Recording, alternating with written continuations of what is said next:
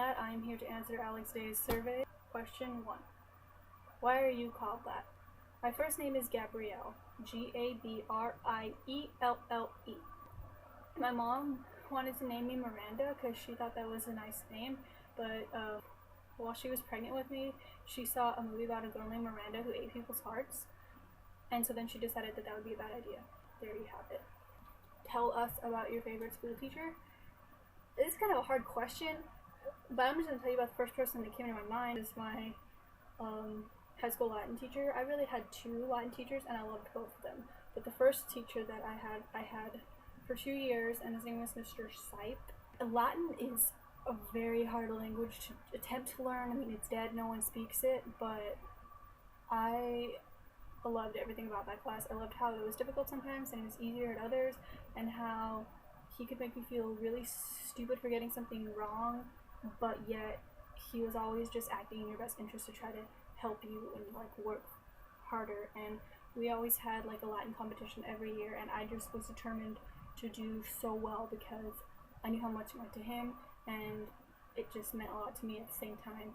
And now I'm going to minor in classical civilization, which I'll say Mr. Sipe had a great influence over because he kind of made me love the whole ancient Roman Empire. What's the strangest food you've ever eaten? Honestly, I'm a very picky eater.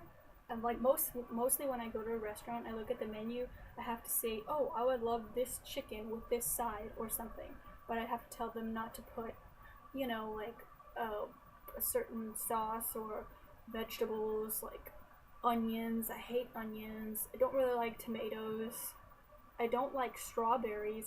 I don't like whipped cream. There's just a lot of crazy things that I don't like, and I like to mix weird foods together, but I mean, I don't really eat like the heart of a salamander or anything like that.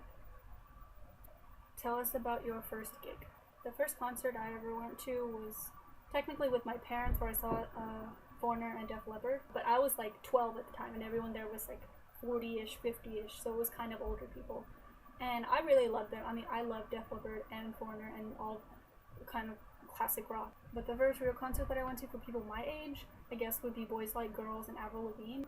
And then last year when I came to school, I went to so many concerts with my friends, I don't even know which one's the first one, but the one that sticks out most clearly in my mind is Panic at the Disco, so we'll go with that one. Your favorite place in the world? I haven't gotten to travel much.